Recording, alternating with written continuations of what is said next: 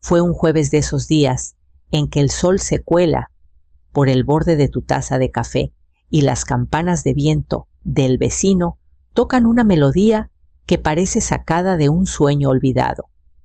Estaba podando los rosales junto al porche cuando vi el carro de Esteban detenerse frente a la casa. Levanté la mano para saludar, esperando el abrazo de siempre y tal vez una corrida al súper. Pero no venía solo. Marisol bajó primero, seguida de sus padres. 4 personas con sonrisas que parecían ensayadas.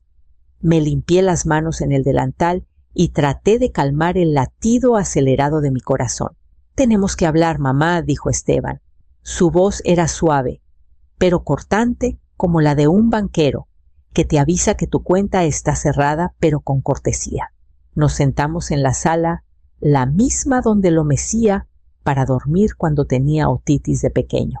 Marisol se sentó al borde del sofá, como si no quisiera quedarse mucho. Su madre paseaba la mirada por la habitación como si estuviera escogiendo muebles para un catálogo. Su padre ni siquiera se sentó.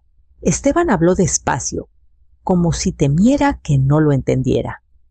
Los papás de Marisol están teniendo problemas con la administración de su departamento. Es un desastre, honorarios legales, amenaza de desalojo. Estábamos pensando que podrían quedarse aquí, solo por un tiempo. Parpadeé. ¿Y yo dónde estaría?, dudó. Buscamos algunas opciones. Hay un lugar en Jardines del Valle con suites preciosas. Tienen actividades, sería bueno para ti. Sentí un nudo en la garganta, pero mantuve la voz firme. ¿Quieres que me mude para que ellos se queden aquí? Son familia también, añadió Marisol con suavidad, aunque no pudo sostenerme la mirada. Miré a mi hijo, el niño que me traía dientes de león y los llamaba girasoles. Ahora hablaba como si fuera el dueño de la casa. No discutí, no alcé la voz. Solo asentí. Está bien, dije, y luego me recosté en el sofá, crucé las manos sobre mi regazo y comencé a contar en silencio. No pétalos, no remordimientos, sino pasos. Pasos hacia algo que no había hecho en mucho tiempo. Un movimiento propio. Esa noche no dormí. Me senté en el sillón de la esquina de mi recámara, el que Esteban eligió para mí después de mi cirugía de cadera, y observé el pasillo por la rendija de luz bajo la puerta. Se mudaron rápido. Para el sábado llegaron los de la mudanza. Las cajas golpeaban las paredes que pinté con mis propias manos hace apenas 6 años. Desde la ventana de la cocina vi cómo Raúl y Teresa, los papás de Marisol, dirigían todo, señalando dónde debían ir las cosas como si estuvieran conquistando un territorio. Revolví mi café, aunque no tenía ganas de tomarlo. El domingo por la mañana encontré a Teresa en la cocina. Llevaba mi delantal, el de los limones bordados y el dobladillo desgastado. «Ay, Amalia, espero no te moleste. Pensé en empezar con el desayuno», dijo rompiendo huevos en mi tazón favorito, como si fuera suyo. Asentí sin decir nada. Ella tarareaba mientras cocinaba un poco desafinada. Ese solía ser mi tarareo. Marisol asomó la cabeza. «Mami, creo que la recámara del lado del jardín es mejor. Tiene más luz». Esa era mi recámara. «La del lado del jardín es mía», dije con suavidad, pero firme. Marisol dudó. «Bueno, es que tiene baño propio. Mis papás están acostumbrados a eso». Esteban apareció detrás de ella. «Mamá, pensamos que estarías más cómoda en la recámara de atrás. Es más tranquila, más pequeña, con una ventana que da al callejón». No dije nada. Subí las escaleras, cerré la puerta y me senté en el borde de la cama donde había pasado tantas noches sola, aferrándome a recuerdos en lugar de manos. Mis dedos recorrieron las puntadas del edredón que cosí el año en que Esteban se graduó de la prepa. Para la hora de la cena ya había trasladado lo que pude a la recámara de huéspedes. Teresa ofreció ayudarme con una sonrisa demasiado brillante y me negué. En silencio doblé mis bufandas, coloqué mis lentes de lectura junto a la lámpara y me senté en la cama extraña. Más tarde, alguien tocó suavemente la puerta. Esteban otra vez. ¿Estás bien, mamá? Estoy bien, mentí. Pero mis manos ya buscaban la caja de metal que guardaba bajo la cama. Adentro había documentos, registros, cosas que él había olvidado que existían. La caja pesaba más de lo que recordaba. Era de metal fría al tacto, con un pequeño cerrojo que hacía un clic al abrirse. Dentro estaban los pedazos de una vida cuidadosamente construida y guardada, actas de nacimiento, mi licencia de matrimonio, fotos con los bordes amarillentos. Y debajo de todo eso, los documentos que Esteban nunca preguntó. La escritura de la casa, solo con mi nombre. Compré el terreno con el dinero del seguro después de que Javier se fue. Pasé 4 años diseñando cada rincón, cada azulejo, cada bisagra, cada piedra del jardín míos. Esteban apenas había salido de la universidad aún sin rumbo claro. No quise cargarlo con eso. Entonces no le conté cómo pagué la hipoteca trabajando turnos nocturnos en un restaurante y dando clases particulares. Con los años, asumió que la casa nos pertenecía a ambos. Nunca lo corregí. Hasta ahora no había necesitado hacerlo. Cerré la caja y la deslicé de nuevo bajo la cama. Mis manos no temblaron. Eso me sorprendió. Al día siguiente, Teresa sugirió que etiquetáramos los estantes del refri para que todo quede claro. Hasta trajo su propia etiquetadora. Sonreí, asentí y vi cómo pegaba jugo, Raúl, en el estante del medio, mi jugo de naranja. Esa tarde hice una llamada discreta al abogado que me ayudó a finalizar la compra del terreno años atrás. Me reconoció. «Todavía tengo tu firma en archivo», dijo con calidez. «Siempre firmabas con un pequeño gancho al final como una clave de sol». Sí, dije, puede que necesite esa firma otra vez pronto. Esa noche preparé un pay de manzana para el postre. Una ofrenda de paz, supongo, del tipo que ofreces cuando ya estás planeando tu salida. Marisol alabó el toque de canela. Esteban pidió repetir. Pero mientras ellos limpiaban el molde, yo me senté con mi café y una resolución silenciosa. Ahora sabía lo que tenía que hacer. No con alboroto, no con crueldad, solo con precisión. Esa noche escribí 3 cartas y las sellé en sobres separados. Cada una contenía una versión diferente de la verdad y solo una sería entregada. La semana siguiente transcurrió en una tensión cortés. Mantuve mi rutina igual: caminata matutina, café, a las 10 cuidar los geranios. Pero también hice pequeños cambios, sutiles. Trasladé mis objetos valiosos de la caja fuerte de la recámara a un depósito en el banco. Empaqué los libros de Javier y los llevé a la biblioteca. No porque ya no los quisiera, sino porque no quería que se mancharan con lo que estaba pasando. Esteban nunca lo notó. Estaba ocupado enseñándole a Raúl cómo reiniciar el sistema de riego que instalé yo sola. Teresa se entretenía reorganizando la despensa, tirando mis latas de paprika ahumada y etiquetando frascos de quinoa. Marisol entraba y salía hablando de equilibrio familiar y de cómo esto es solo temporal. Amalia, hasta que resolvamos todo. Asentí, sonreí. Le serví mi mejor sopa de lentejas y vi cómo dejaba el tazón a medio terminar como siempre. Ese viernes concerté una cita con el señor Méndez, mi abogado. Nos reunimos en su oficina en el centro, en un edificio tranquilo, cubierto de enredaderas. Le entregué el sobre que escribí específicamente para él, el que detallaba toda la escritura, las finanzas, la situación con Esteban y Marisol. «No quiero desalojar a nadie», le dije, «pero necesito protegerme». Leyó cada palabra con calma y luego levantó la mirada. «Amalia ha sido más que generosa, pero lo que están haciendo no es solo desconsiderado, es oportunista». «Lo sé», respondí. «¿Y quieres proceder en silencio?» «Sí, No deben verlo venir. Ese día firmamos 2 documentos. Uno para poner la casa en un fideicomiso bajo mi control total, inaccesible para Esteban. El otro era una carta sellada y notariada que solo se entregaría bajo circunstancias muy específicas. Dejé instrucciones precisas para el momento. Precisión. Cuando regresé a casa, Marisol había quitado el cuadro de mi madre de la pared de la sala y lo reemplazó con un lienzo de zacate de playa. No dije nada. Esa noche escribí una lista en mi libreta titulada Preparativos finales. Subrayé 3 nombres y rodeé uno. El momento llegó un martes por la tarde.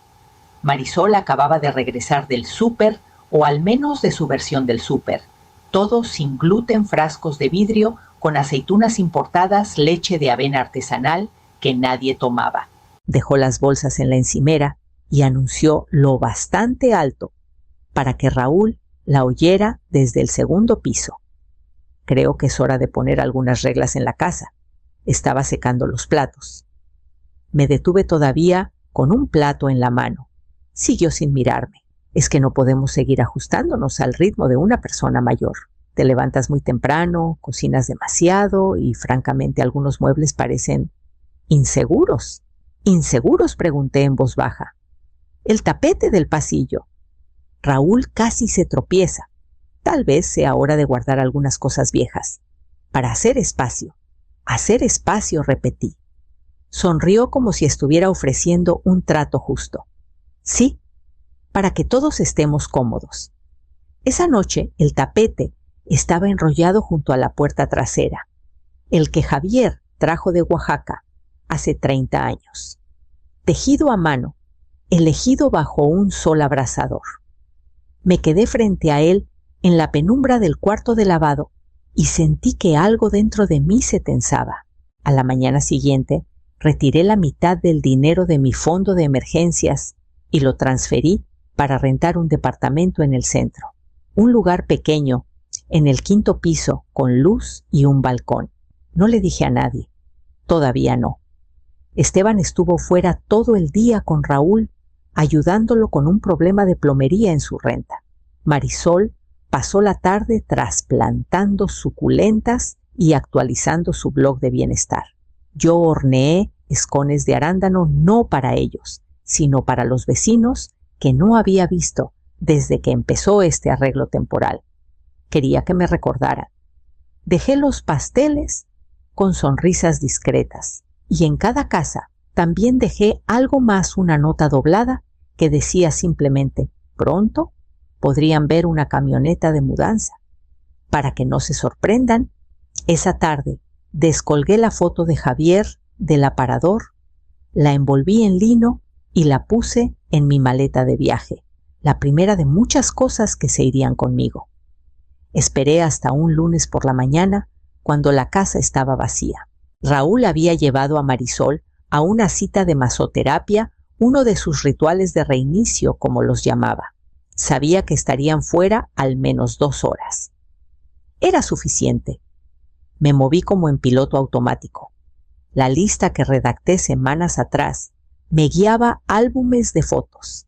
El reloj de Javier, mi caja de recetas, con su letra en los márgenes. No tomé nada ostentoso, nada que notaran de inmediato, solo lo que importaba. Los de la mudanza llegaron a las 9:00 en punto, una empresa local que me recomendó mi vecina Carmen. Hombres callados en uniformes azules, eficientes y educados. Les ofrecí café. Lo rechazaron. Sabían lo que hacían. Estaremos fuera antes de que parpadeen, dijo el supervisor. Los guié por las habitaciones que alguna vez decoré con tanto cuidado, ahora invadidas por los jarrones minimalistas y difusores de aromas de Marisol. Señalé el ático. Solo el baúl de cedro, les dije.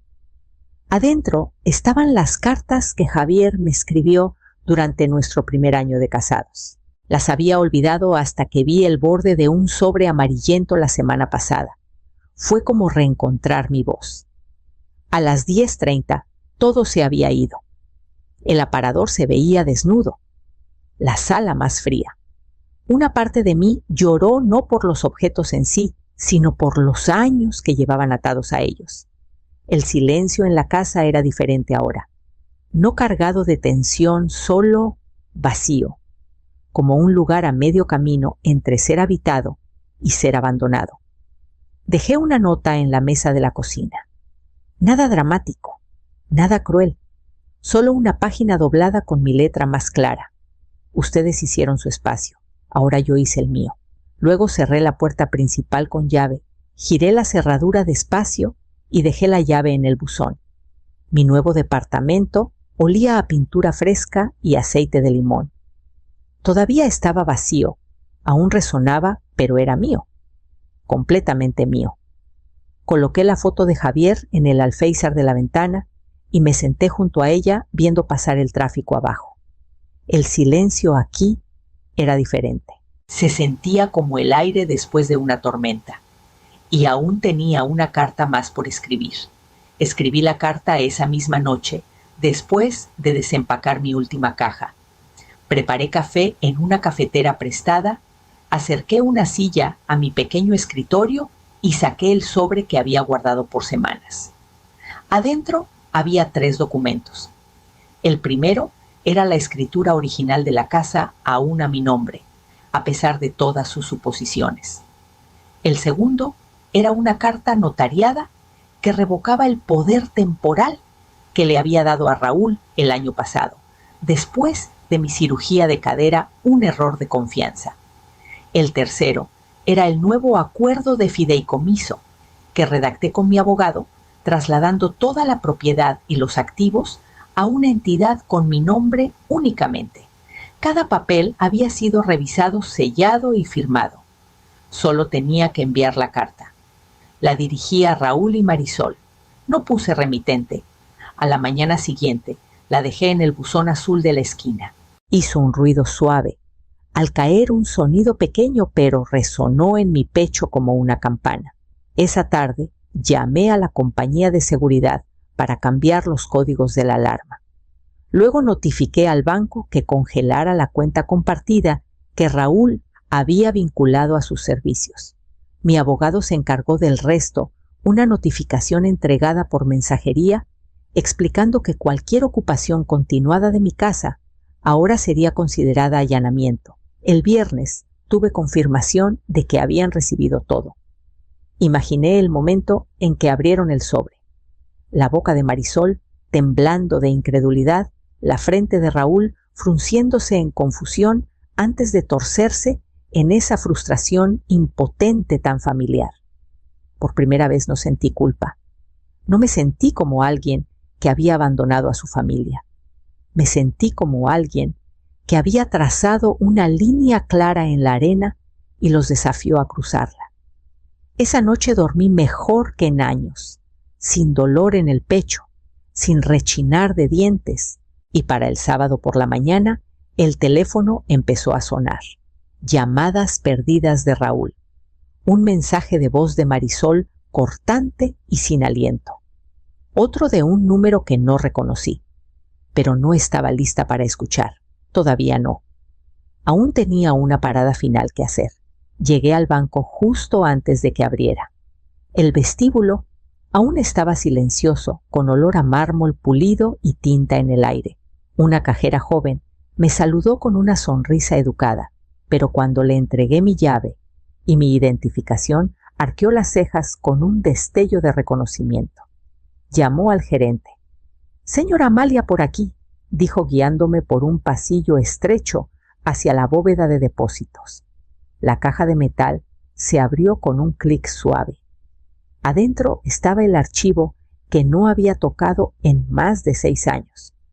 Contenía lo que alguna vez pensé que sería un legado, cartas, documentos y unas fotos en blanco y negro de Javier y yo frente al porche antes de las primeras renovaciones. También había un sobre sellado dirigido a Raúl, escrito años atrás, cuando aún creía que él sería quien llevaría adelante nuestros valores. Saqué el sobre. Ya no se lo dejaría a él. Debajo de los documentos estaba la verdadera razón por la que vine, una carpeta de cuero, simple, atada con un listón azul marino. Adentro estaban las copias de los planos finales de Javier anotados a mano con su letra fina. No eran solo planos para ampliaciones de la casa, eran prueba de nuestro trabajo compartido, firmados por funcionarios de la ciudad, sellados con nuestros nombres. Habían intentado borrarme de mi propia historia, pero esta carpeta guardaba cada detalle de nuestros años juntos, mis huellas, mi sudor, mi fuerza silenciosa. Respiré hondo y cerré la caja, dejando solo lo que ya no necesitaba. Todo lo demás vino conmigo.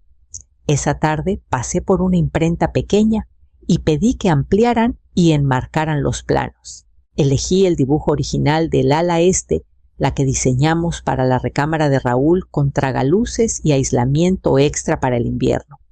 La que Javier etiquetó para el niño que heredará esta luz.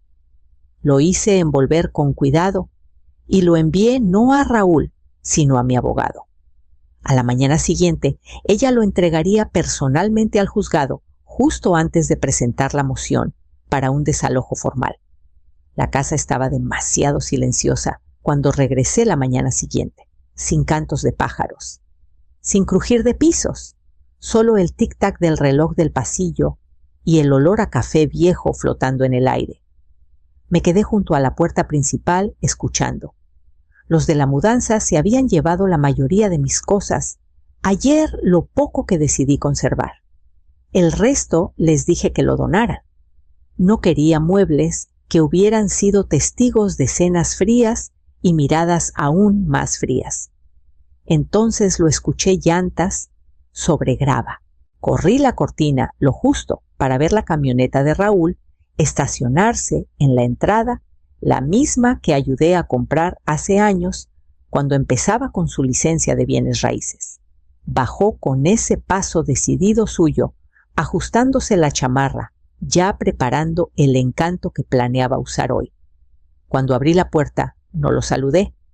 Solo me hice a un lado y dejé que viera el vacío detrás de mí. ¿Dónde están tus cosas?, preguntó, mirando por encima de mi hombro.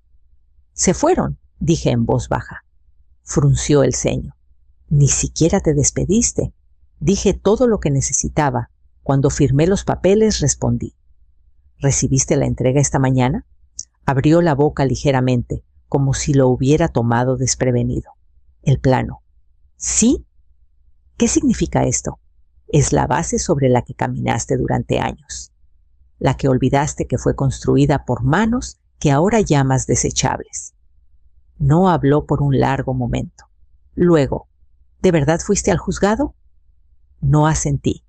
No me inmuté. Solo sostuve su mirada hasta que él apartó la suya. Un carro se estacionó detrás de él, un mensajero. Un hombre con chaleco azul salió con un sobre grueso. Para el señor Raúl Morales, anunció. Raúl tomó el sobre ya pálido. Me di la vuelta para entrar, pero me detuve en el umbral. Eso es del juzgado, dije con voz firme. Encontrarás que los términos de tu estancia temporal ahora están revocados. Cerré la puerta detrás de mí, pero aún podía escuchar el sonido del papel rasgándose mientras lo abría. Y aún podía escuchar el silencio que siguió más largo que cualquier disculpa que me hubiera ofrecido. Han pasado 6 meses desde que recuperé mi nombre en la escritura, 6 meses desde que giré la llave en la puerta que pensaron que sería suya. La casa tiene nuevos dueños. Ahora una pareja tranquila con una bebé que ríe por las mañanas y llora de la manera más tierna y honesta. A veces paso por ahí camino al mercado y veo una campana de viento colgando donde solía estar mi planta de romero. No me molesta. Significa que la vida siguió. He hecho un hogar de mi departamento. El balcón es pequeño, pero da al poniente, así que tengo atardeceres dorados y un calor suave en los dedos de los pies mientras tomo manzanilla. Mi máquina de coser vuelve a zumbar. Mis dedos son más lentos, pero aún seguros. Hago cobijas para el kinder de la iglesia y dobladillos para los vecinos que todavía traen pasteles de agradecimiento como si fuera 1962. Marisol me envió un mensaje una vez. Una disculpa breve llena de puntos suspensivos. La leí y la borré. Esteban no ha llamado. No desde que se entregaron los papeles. Pero mi nieta sí me llamó una tarde después de la escuela, solo para preguntarme si recordaba cómo hacer dumplings de arándano. Nos reímos por casi una hora. Dijo que ya no se sentía que alguien riera en su casa. Le dije que siempre podría reír en la mía. Ahora me visita cada 2 domingos. Horneamos, ponemos discos viejos y hablamos de todo menos del peso que aún cuelga en su hogar. No lo arreglaré por ella, pero le daré luz. La semana pasada me preguntó si la casa alguna vez se sintió como una persona. Dije que no, pero la cocina sí. Recordaba cada alegría y cada herida, y ahora es de alguien más para llenarla de nuevos recuerdos. Eso hacen las casas, pero yo no soy una casa. No soy ladrillo, ni llave, ni título. Soy madre. Y sigo de pie, sigo entera. Y después de todo lo que intentaron borrar, aún tengo mi lugar. Aquí mismo, donde la luz se queda más tiempo.